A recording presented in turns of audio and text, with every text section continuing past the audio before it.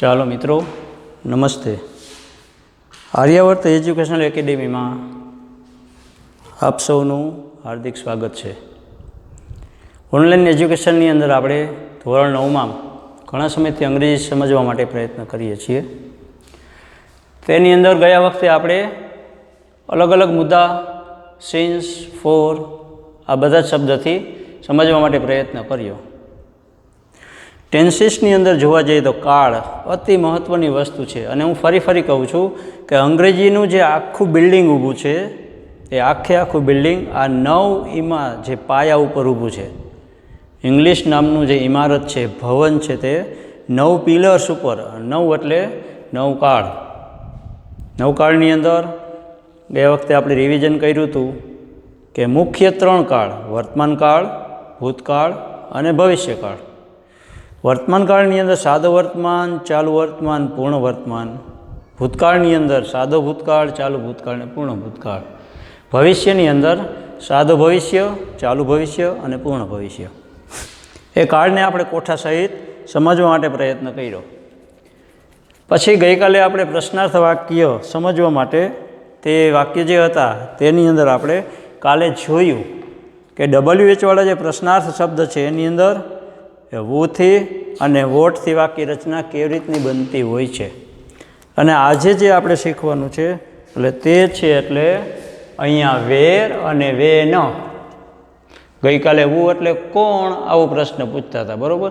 આપણે ગુજરાતીની એમ કે રાધા ગીત ગાય છે, રાધા ગીત ગાય છે. કૌંસમાં કીધું હોય કોણથી પ્રશ્ન પૂછો, તો કોણ ગીત ગાય છે આ પ્રશ્ન જ્યારે બનાવી ત્યારે રાધા શબ્દ નીકળી જાય. બધા જ વિદ્યાર્થીઓએ પ્રાર્થના કરી. કોણથી પ્રશ્ન પૂછે તો કોણે પ્રાર્થના કરી, બધા જ વિદ્યાર્થીઓ નીકળી જાય. કોણથી પ્રશ્ન પૂછો ત્યારે કર્તા સૂચક નીકળે, પછી કર્તા તરીકે જે હોય તે. પછી શબ્દ શીખા આપણે વોટ. વોટ એટલે શું. તો વોટથી જ્યારે પ્રશ્ન પૂછો, મારા પિતાએ મને મોબાઈલ આપ્યો, તો શું આપ્યું, તો મોબાઈલ, આ શબ્દ નીકળી જાય. અમે તેને સફરજન આપ્યા, અમે તેમને શું આપ્યું, તો સફરજન, આ શબ્દ નીકળી જાય. એટલે એને ગ્રામરની ભાષામાં કહેવાય કર્મસૂચક શબ્દ કે કર્મસૂચક શબ્દ સમૂહ નીકળી જાય. દાખલા તરીકે રાધાએ મહેશને પેન આપી, રાધાએ મહેશને નવી પેન આપી, રાધાએ મહેશને નવી મોટી પેન આપી, રાધાએ મહેશને નવી મોટી લાલ પેન આપી. તો નવી, મોટી, લાલ પેન, આ ચારેય શબ્દ કર્મ કહેવાય. રાધાએ મહેશને શું આપ્યું, આવો પ્રશ્ન પૂછે ત્યારે મોટી, નવી, લાલ પેન, આ બધા શબ્દ ઉડી જાય. એટલે વોટથી પ્રશ્ન પૂછો ત્યારે કર્મ નીકળે, વુથી પ્રશ્ન પૂછો ત્યારે કર્તા નીકળે. એમ વેરથી પ્રશ્ન પૂછો ત્યારે સ્થળવાચક શબ્દ નીકળે. અમે ક્લાસમાં બેઠા છીએ, કૌંસમાં પૂછ્યું હોય વેર એટલે ક્યાં, તો અમે ક્યાં બેઠા છીએ, તો કે ક્લાસમાં, આ શબ્દ નીકળે. બધા જ વિદ્યાર્થીઓ મેદાનમાં રમી રહ્યા છે, ક્યાં, તો કે મેદાનમાં, આ શબ્દ નીકળે. પક્ષીઓ આકાશમાં ઉડી રહ્યા છે, પક્ષીઓ ક્યાં ઉડી રહ્યા છે, આકાશમાં, તો આ શબ્દ નીકળે. ક્યાંથી પ્રશ્ન પૂછો એટલે કર્મ સ્થળવાચક શબ્દ નીકળે. અને બીજો શબ્દ છે વેન. પહેલાં તો વેનનો અર્થ ખબર પડવી જોઈએ. વેન એટલે ક્યારે. વેનથી પ્રશ્ન પૂછો ત્યારે સમયવાચક શબ્દ નીકળે, બરાબર. પપ્પા સવારમાં આવ્યા, પપ્પા ક્યારે આવ્યા, તો કે સવારમાં, આ શબ્દ નીકળે. બધા જ વિદ્યાર્થીઓ વેકેશનમાં મનાલી જશે, બરાબર. ક્યારે જશે, તો કે વેકેશનમાં, વેન, વેકેશનમાં. એટલે વેનથી પ્રશ્ન પૂછો ત્યારે સમયવાચક શબ્દ નીકળે, વેરથી પ્રશ્ન પૂછો ત્યારે સ્થળવાચક શબ્દ નીકળે. આ પહેલાં તમને ગુજરાતીમાં મિત્રો આવડવું જોઈએ તો જ ધ્યાનમાં આવશે. પછી અંગ્રેજીની વસ્તુ જુદી છે. હવે અહીંયા પ્રશ્ન વાક્ય આપ્યા છે, થોડાક સમજવા માટે પ્રયત્ન કરજો. દાખલા તરીકે Raman will send this letter Rajkot tomorrow. Raman આવતીકાલે આ પત્ર રાજકોટ મોકલશે. પહેલો વેર પ્રશ્ન પૂછવાનો, બરાબર. ક્યાં મોકલશે, તો કે રાજકોટ, આ શબ્દ નીકળશે. રમણ આ પત્ર ક્યાં મોકલશે, આવતીકાલે ક્યાં મોકલશે, તો કે રાજકોટ. એટલે આ વેરથી પૂછો ત્યારે રાજકોટ નીકળે. અને વેન એટલે ક્યારે મોકલશે, તો કે ટુમોરો, ત્યારે આ નીકળશે. બાકીની જે શબ્દ રચના રહી તે સમજવા માટે પ્રયત્ન કરવાનો. કાળ કયો છે, તો કે સાદું ભવિષ્ય. Raman will send this letter Rajkot tomorrow. હવે વેરથી પ્રશ્ન પૂછવો છે, તો પહેલાં જ આવે where will Raman send this letter tomorrow. પ્રશ્ન ચિહ્ન. શું થયું? Where will Raman send this letter tomorrow. Raman આવતીકાલે આ પત્ર ક્યાં મોકલશે? રાજકોટ નીકળી ગયું, બરાબર. એમાં હવે બીજો પ્રશ્ન પૂછવાનો, વેન ક્યારે, તો કે ટુમોરો. એટલે એ પણ આમ when will Raman send this letter Rajkot ક્યારે મોકલશે, તો ટુમોરો નીકળું. એટલે વેરથી પ્રશ્ન પૂછો ત્યારે સ્થળવાચક નીકળે, જ્યાં મોકલવાનું હોય તે. અને વેનથી પ્રશ્ન પૂછો ત્યારે સમયવાચક શબ્દ નીકળે. નયન, આ જો સાદો ભવિષ્ય છે, આ સાદો વર્તમાન છે, બરાબર. આ સાદો ભૂતકાળ છે. નયન goes to temple at 6. Nayan 6 વાગે મંદિરે જાય છે. ક્યાં જાય છે, તો કે મંદિરે. આ શબ્દ નીકળે. એટલે વેર, પહેલાં પ્રશ્ન પૂછવાનો વેરથી બને ને, વેર, પછી સાદો વર્તમાન છે એટલે વેર ડઝ નયન ગો. કારણ કે શું કામ? સાદો વર્તમાન છે એટલે ડઝ આવ્યું. Where does Nayan go at 6. Nayan 6 વાગે ક્યાં જાય છે, તો કે મંદિરે, બરાબર. બીજો પ્રશ્ન પૂછવાનો, વેન એટલે ક્યારે જશે, ક્યારે જાય છે, તો કે 6 વાગે. એટલે આ શબ્દ નીકળશે. તો વાક્ય રચના શું થશે? When does Nayan go to temple. મંદિરે ક્યારે જાય છે, સમયવાચક શબ્દ નીકળે. જેવો પ્રશ્ન તે રીતે શબ્દ નીકળે. ગુજરાતીમાં જેમ છે તે જ રીતે. ફાધર રીચડ સોમનાથ લાસ્ટ મંડે. પપ્પા ગયા સોમવારે સોમનાથ પહોંચ્યા, બરાબર. આપણે વેર એટલે ક્યાં પહોંચ્યા, તો કે સોમનાથ. આ શબ્દ નીકળશે ને, વેર. તો વેર પછી શું? સાદો ભૂતકાળ છે ને, રીચડ. એટલે વેર ડીડ, કે ડઝ આવે, ડીડ આવે ને. Where did father reach. Where did father reach last Monday.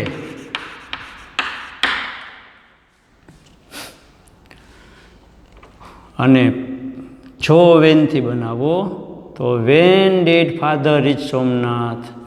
Van એટલે ક્યારે પહોંચ્યા, તો કે લાસ્ટ મંડે નીકળી જાય. When did father reach Somnath.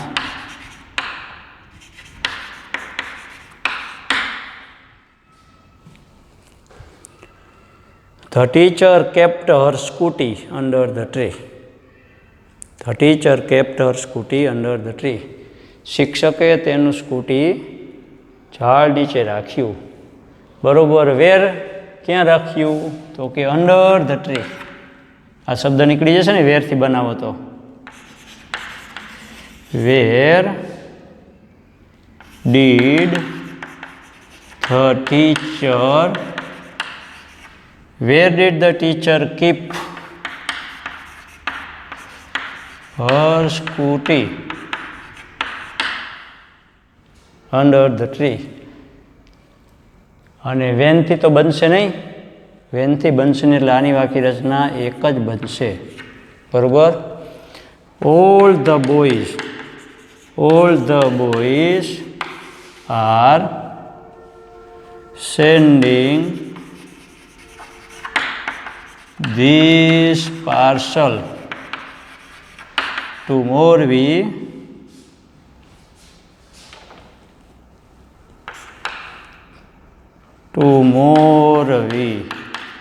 now. આવી રીતનું તમને વાક્ય આપ્યું હોય, બરાબર. જો આની અંદર કેટલા પ્રશ્ન બને ખબર છે.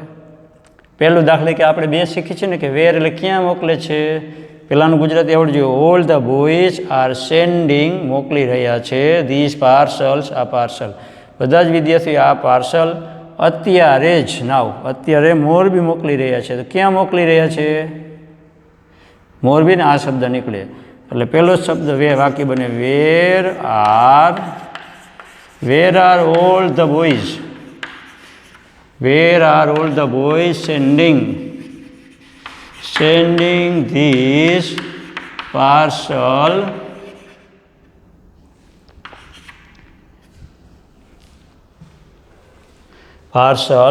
નાવ. આ પેલું બરાબર.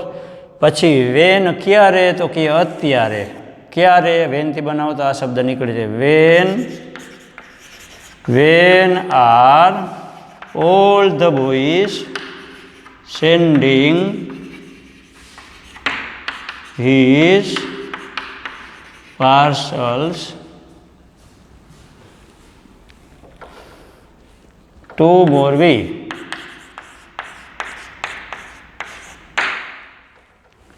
આ પ્રકારે વાક્ય બનાવવા પડે. એટલે શેના પ્રશ્નાર્થ બનાવતા શીખ્યા આપણે? બે શબ્દથી, વેરથી અને વેનથી. ત્યાર પછીનો જે મુદ્દો છે તે એટલે વૂમ અને વિચ. વૂમ એટલે કોને. વૂમ એટલે કોને એટલે કર્મસૂચક નીકળે. વિચ એટલે વ્યક્તિમાંનું કયો વ્યક્તિ, વસ્તુમાંની કઈ વસ્તુ, સ્થળમાંથી કયું સ્થળ, બરાબર. વી રીચડ મોરબી તો વિચ સિટી, ઇન્ડિયા તો વિચ કન્ટ્રી, બરાબર. રાજકોટ જિલ્લો તો વિચ ડિસ્ટ્રિક્ટ, રોઝ એટલે ગુલાબ તો વિચ ફ્લાવર, રમણ તો વિચ સ્ટુડન્ટ, રાધા તો વિચ ગર્લ અથવા તો વિચ બોય પેલામાં. એટલે વસ્તુમાંની કઈ વસ્તુ, શહેરમાંથી કયું શહેર, ફૂલમાંથી કયું ફૂલ, પ્રાણીમાંથી કયું પ્રાણી, અલગ તારવીને બતાવવું એના માટે વિચ વપરાય. એ પછી વાક્યના આધારે ધ્યાનમાં આવવું જોઈએ. હુમ એટલે કોને. હુમ એટલે કોને. આમ જેમ શબ્દ કાઢતા હતા ને એમ કોને એટલે કર્મસૂચક શબ્દ નીકળે ઊંઘથી બનાવો ત્યારે. અને વીચમાંથી કયું આવું જ્યારે હોય ને ત્યારે એ નીકળશે. એટલે તમે લખશો એટલે ધ્યાનમાં આવશે. દાખલા તરીકે Kanak finish the second lesson. Kanak finish the second lesson, બરાબર. કનકે બીજો પાઠ પૂરો કર્યો એટલે વિચ લેસન. વિચ લેસન, લેસનમાંનું કયું લેસન એટલે which lesson. Which lesson second લેસનની જગ્યાએ વિચ લેસન કયું લેસન. પછી આમ જોવાનું ક્રિયાપદના કાળ પ્રમાણે. કાળમાં તો ફેરફાર ન થઈ શકે એટલે did Kanak. Did Kanak finish which lesson did Kanak finish. આ પ્રકારે કરવું પડે. જો આમ હોત ને Kanak will finish the second lesson, સાદો ભવિષ્યકાળ, તો which lesson will Kanak finish.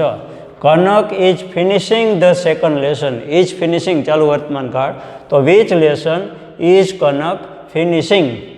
એ પ્રકારે વાક્ય રચના બને.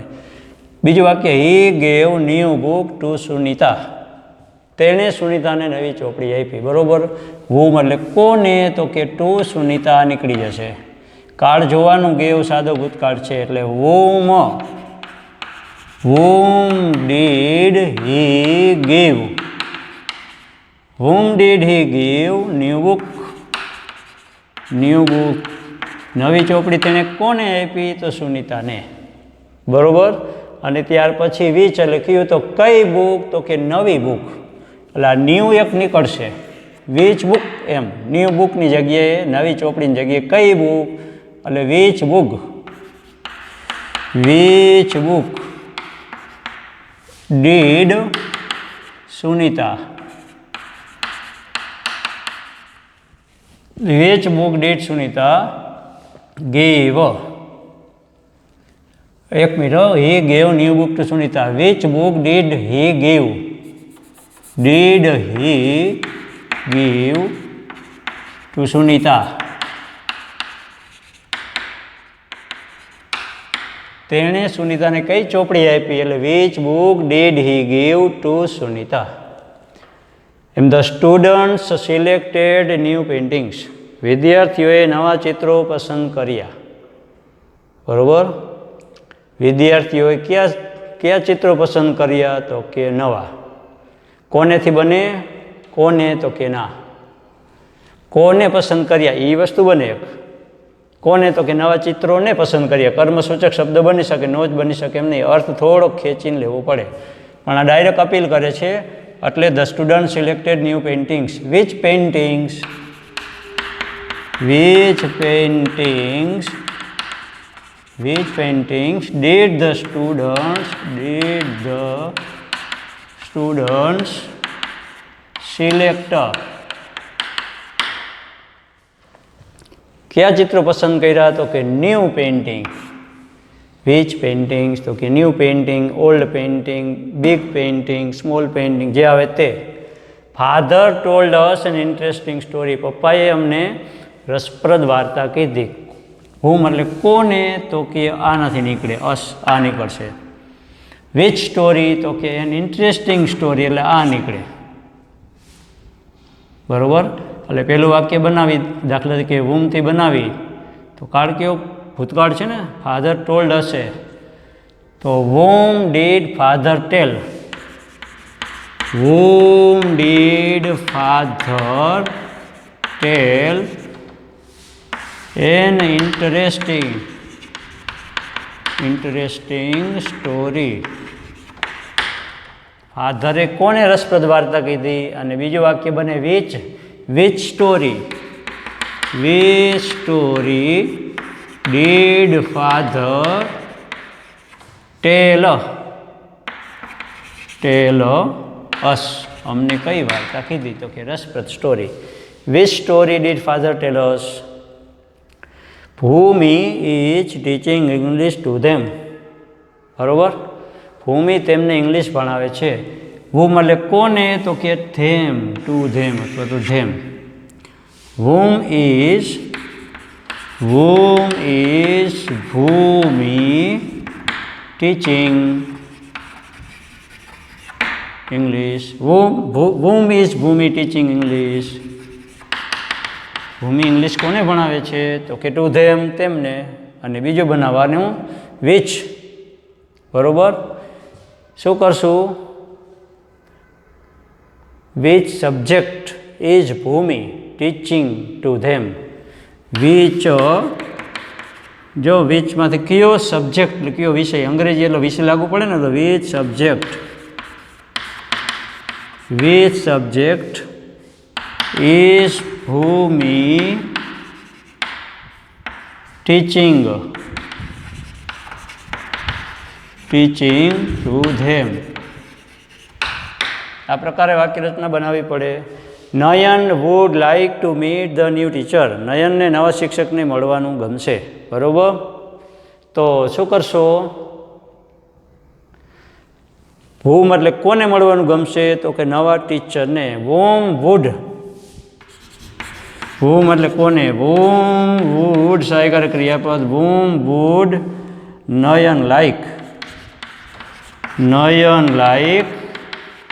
to meet? કોને? તો કે ધ ન્યૂ ટીચર. બરાબર? whom would Nayan like to meet? નયનને કોને મળવું ગમશે? અને which. બરાબર? તો શું કરશો? અર્થ ખેંચીને કરો થઈ કે whom would like Nayan to meet the which teacher would Nayan like to meet? which teacher would Nayan like to meet? પણ એ કરવાનું નથી, સમજવાનું નથી, જરૂર નથી. હવે તમારે શીખવાનું છે ને, એક વાક્યની અંદર 3, 4, મોટું હોય તો 5 વાક્ય બનશે. પણ મને લાગે હજી 2 શબ્દ તમારા પાઠની અંદર છે તે આપણે શીખવાના થશે. અને તે છે તમારે ત્યાર પછીનો મુદ્દો છે. એટલે whom અને which તો તમે શીખા ને, whom અને which. ત્યાર પછી whose અને why એક બાકી છે. whose અને why.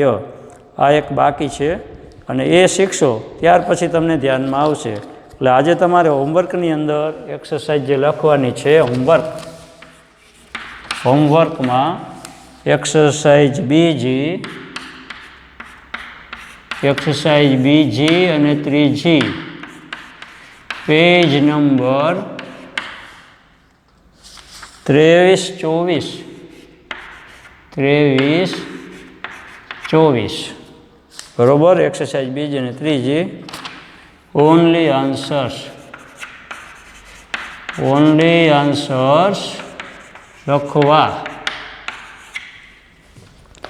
સમજાઈ ગયો? હોમવર્કની અંદર આજે નવી ગ્રામરની એડિશન જે કાલથી કીધી હતી અમુકને ક્રોસ થતો હતો એ તમારી રીતે સેટિંગ કરી લેજો.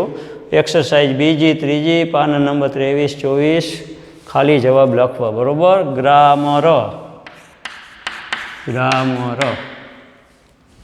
તો આજે આ બે શબ્દ શીખીને અહીંયા પૂરું કરીએ છીએ. બાકીના શબ્દોનો છે એ આપણે આવતીકાલે શીખશું. બરાબર. અસ્તુ. જય હિન્દ, જય ભારત.